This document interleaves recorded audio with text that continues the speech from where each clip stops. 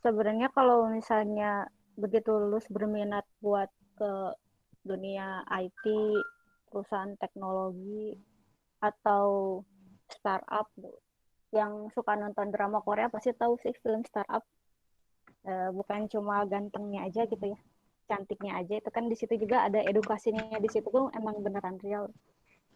Eh, yang jadi current isu untuk dunia manajemen proyek yang berkaitan dengan IT itu sebenarnya ada dua grup besar. Kalian mau masuk ke yang sangklek, sangklek itu dia menggunakan metodenya tuh yang SDLC-nya itu yang tadi waterfall. Jadi di mana ada analisa, desain, implementasi sampai ke tahap akhir itu ya udah diberesin semua dari atas sampai akhir itu harus sampai beres dulu. Itu tuh biasanya di yang seperti itu, pengembangan yang seperti itu tuh di perusahaan-perusahaan yang istilahnya tuh sudah besar, yang di pabrik atau di banyaknya sih di pabrik atau yang sebesar BUMN atau yang kayak gitu. Nah, kalau misalnya kalian minatnya di yang anak muda banget nih, yang kesannya anak muda banget itu startup ya, kan banyak di Indonesia sendiri kan ada, kalau mau nyebut merek kan ada yang marketplace itu, yang ada Bukalapak, Tokopedia, Lazada gitu. Itu kan itu yang udah besarnya ya. Yang kecil-kecilnya sebenarnya kan banyak. Itu tuh sebenarnya secara implementasi kalau boleh saya buka gitu ya. Termasuk di beberapa perusahaan yang pernah saya masukin juga itu, kalau kita ngomongin development system itu, yang namanya dari tahap analisis itu, begitu desain, kalau sampai ke tahap pengembangan itu kadang kita bisa balik lagi ke analisis.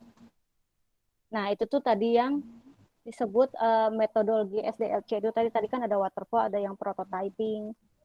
Kalau kalian minat ke yang perusahaan-perusahaan yang kekinian gitu yang zaman now, bukan ke tempat-tempat yang seperti pabrik dan lain-lainnya, kalian itu dari sekarang bisa mulai baca yang namanya Scrum, SCRUM.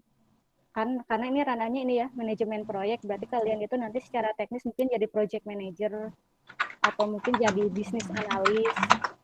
Nah, itu kalian bisa curi-curi ilmu itu tentang Scrum itu karena itu dipakai banyak banget buat di startup-startup. Kecuali kalau memang misalnya niatnya di perusahaan-perusahaan yang memang hierarki apa ya istilahnya tuh, struktur organisasinya itu lebih jelas gitu, ada direktur tuh sampai ke bagian bawah-bawahnya itu tuh dia lebih nggak fleksibel lah istilahnya. Kalau Scrum ini tuh yang banyak dipakai, yang di udah ada ya di film-film gitu, ada di drama Korea itu, atau misalnya yang dipakai di kayak Grab, Gojek itu pakai, sama beberapa startup yang belum sebesar Grab dan Gojek itu banyak karena dia itu lebih fleksibel. Ya kita tahu sendiri kan namanya pengembangan web gitu udah dibikin, ternyata kliennya misalnya contohnya web atau sistem itu minta ganti lagi, oh jangan gini, bisnis prosesnya itu diganti, harusnya misalnya kayak bikin sistem apa ya, Alfamart gitu misalnya, harusnya kalau misalnya produk-produk makanan tuh tampilannya jangan kayak gitu, misalnya makanan tuh warnanya harus cerah misalnya, ada apa itu kan lebih fleksibel lagi. Makanya kenapa tren-tren yang sekarang itu kalau buat perusahaan-perusahaan sekarang yang masih muda-muda gitu tuh, si Scrum itu tuh ini apa, terkenal gitu karena fleksibelnya itu. Kalau misalnya yang tradisional kayak waterfall itu habis analisa, desain, pengembangan, baru nanti tahap pemeriksaan gitu, itu tuh harus lurus gitu, padahal dalam kenyataannya kalau dalam dunia yang sebenarnya kan hidup nggak lurus-lurus aja gitu ya, udah capek-capek dibikin ternyata analisanya salah, balik lagi ke atas, itu sebenarnya bisa gitu, Oke, oke, kalau terima mau yang kasih Bu. nggak terlalu ngikutin peraturan gitu. Oke, oke, terima kasih Bu. Jadi sebelum kita ke sesi tanya jawab, mungkin ada yang bertanya. Ini saya highlight ya beberapa hal yang tadi disampaikan Bu Rizka. Nah, ini adalah contoh waterfall analysis. Oke, bagaimana cara pengembangan sistem secara waterfall yang kalian mungkin temukan di buklet atau buku teori yang disebut ribetkan UDLB atau di situs lain, web di sumber lain seperti ini ya. Nah, ini juga salah satu contoh pengembangan waterfall, tapi cuman ini ada sedikit implementasinya. Jadi kalau waterfall itu secara teorinya harus saklek harus seperti ini. kita lihat di wiki aja. Nah, ini sistem analisis harus muter kayak gini. Cuman pada kenyataannya misalnya ini udah dirilis, ternyata ada bug, ada error, kita harus balik lagi. Makanya yang saya sampaikan ini seperti ini. Jadi analisis kebutuhan sistem, kalau misalnya desainnya ada error, kita ada balik lagi. Cuman kalau di waterfall, itu harus begini lagi. Itu contoh dari waterfall. Lebih lengkapnya bisa kalian baca di uh, materi ya. Ataupun nanti bisa minta slide ke presenter tadi 2 orang. Nah, selanjutnya ini saya juga singgung mengenai bisnis proses. Oke, kalau dalam bahasa Indonesia itu kan proses bisnis ya, bagaimana bisnisnya bekerja. Ini ada diagram singkat. Jadi mulai dari grafik, accounting, ekspor impor itu bagaimana bisnisnya bekerja. Jadi kalau kalian pernah tahu dan pernah pelajari ada bisnis blueprint atau bisnis model, itu adalah bagian dari proses bisnis. Jadi bagaimana proses jual beli dan lain-lain sebagainya. Jadi macam-macam. Jadi ini adalah bisnis proses ini adalah bagian dari uh, analisis sistem. Oke.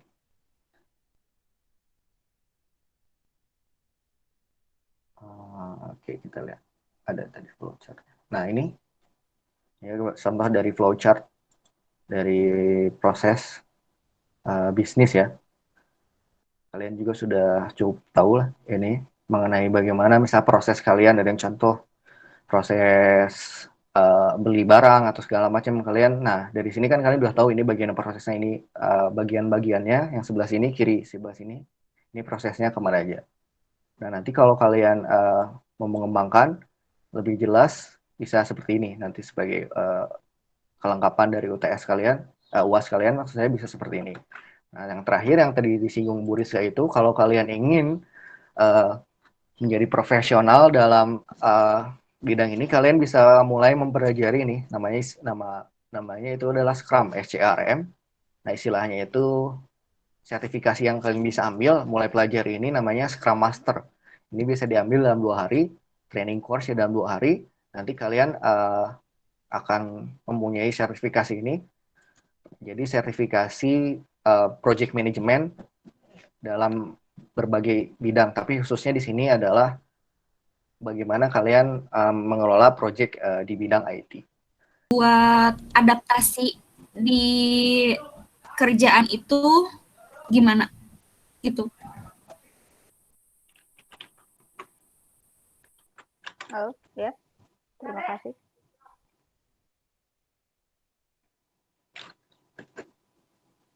Jadi untuk peluang kerja orang manajemen gitu ya, tapi pengen masuk ke dunia IT itu, ini saya kasih contoh aja sih ya. Jadi ketika kalian lulus, tips and triknya itu karena kebetulan saya itu banyaknya di perusahaan yang memang istilahnya startup gitu ya. Untuk yang kayak pabrik yang emang secara struktur hierarkinya besar tuh memang secara pribadi kurang minat. Padahal memang sukanya enaknya di startup itu fleksibelnya gitu, nggak lebih santai, nggak terlalu sangkok gitu. Kalau misalnya peluang kerjanya ingin mengikuti jejak saya gitu, istilahnya masuk ke yang isinya milenial semua atau generasi Z gitu. Kalau untuk di manajemen di bagian IT itu yang pertama itu kalau kalian peluangnya ingin lebih besar untuk masuk, tadi salah satu tips and trick yang dipelajari itu bisa ya. Tadi udah saya berikan, kalian coba pelajari tentang Scrum Master. Itu kayaknya untuk beberapa tahun ke depan tuh masih kepake lah ya istilahnya. Pertama, ini tips and trick untuk meningkatkan peluang ya. Terus kedua itu tadi tentang software development life cycle itu harus ngerti gitu ya. Mengerti adanya waterfall lah, adanya prototype, terus kalau lebih jauh lagi tuh ada namanya ada RUP, ada iteratif, itu sebenarnya banyak ilmunya bisa di banyak sih sebenarnya di googling juga itu.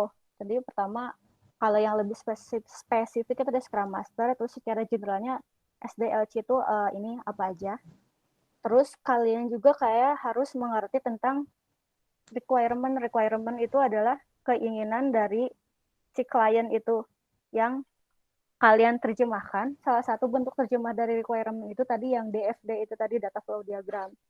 Sebenarnya diagram-diagram lain juga kan banyak ya, ada flow chart. Terus kalau bicara tentang bisnis proses itu ada chart namanya BPMN tools. Nah, itu juga kalian cara membuat diagram sama mendefinisikan tiap proses analisisnya dengan tepat gitu ya kan. Kalau membuat diagram itu nggak harus banyak ya, yang penting to the point gitu. Jadi kalau misalnya ada yang bikin sistem kayak GoFood gitu ya jangan muter-muter diagramnya gitu. Kalau misalnya ada abang Gojeknya digambarkan gitu, hubungan antara abang Gojek sama pembeli sama si toko yang jualnya itu digambarkan di diagramnya, itu salah satu kuncinya itu harus jelas. Dan sebisa mungkin itu kalau kalian bikin diagram itu orang yang nggak ngerti IT sama sekali pun ngerti. Misalnya kalian bikin diagram terus punya sepupu atau keponakan gitu, anak SD lah ya, ngerti kalian tuh bikin diagram apa. Jadi lebih ke untuk membesarkan peluangnya itu sendiri ke arah-arah 3 poin tadi teknis yang sudah saya berikan. Terus yang nggak kalah pentingnya itu poin keempat itu ketika kalian misalnya ngelamar kerja gitu ya, terus ketemu sama nanti yang akan jadi rekan tim kalian, itu berarti ini nyambungnya, chemistry-nya. Jadi kalau kalian nyambung sama yang ngewawancara nanti bakal jadi rekan kerja kalian, si orangnya itu tertarik gitu sama kalian, tertarik dalam hal ini ya, urusan kerja gitu ya, bukan yang lain-lain. Ya yang lain-lain juga bisa sih sebenarnya. Itu nyambung sama kalian ngobrolnya itu pasti di atas 80% orang kalau udah nyambung ngobrolnya tentang pekerjaan pas diwawancara itu sama kalian ya insya Allah bisa gitu. Jadi kalau boleh dirangkum 2 hal yang supaya peluang kalian besar itu, ke kalian belajar yang tadi sudah saya sebutkan gitu ya, belajar hal-hal teknisnya gitu, dipelajari lebih dalam tentang SDLC, bikin diagram. Nah, disitunya tuh baik secara diucapkan presentasi ataupun secara, biasanya kan kalau melamar pekerjaan tuh ada bikin ini ya, CV. Nah, di CV-nya juga ditunjukkan gitu. Kelihatan gitu, oh saya mengerti tentang pernah ikut kursusnya SDLC gitu, dijelasin pernah ngikut sertifikasi juga gitu kayak gitu.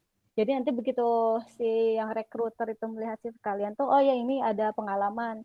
Jadi kalau bisa sih jangan cuman bukan dari kuliah aja ya, itunya apa, ilmu-ilmu yang didapat ya. Kalau misalnya cari-cari yang gratis gitu juga ada ikut sertifikasi gitu, kalau misalnya bisa ya ikut aja gitu. Oke, berarti intinya belajar yang rajin aja Bu, bikin flow berarti ya, sama kalau mungkin ada dana lebih bisa ambil sertifikasi keahlian yang tadi seperti Ibu sampaikan untuk sertifikasi project management ya, khususnya di model menggunakan Scrum. Oke,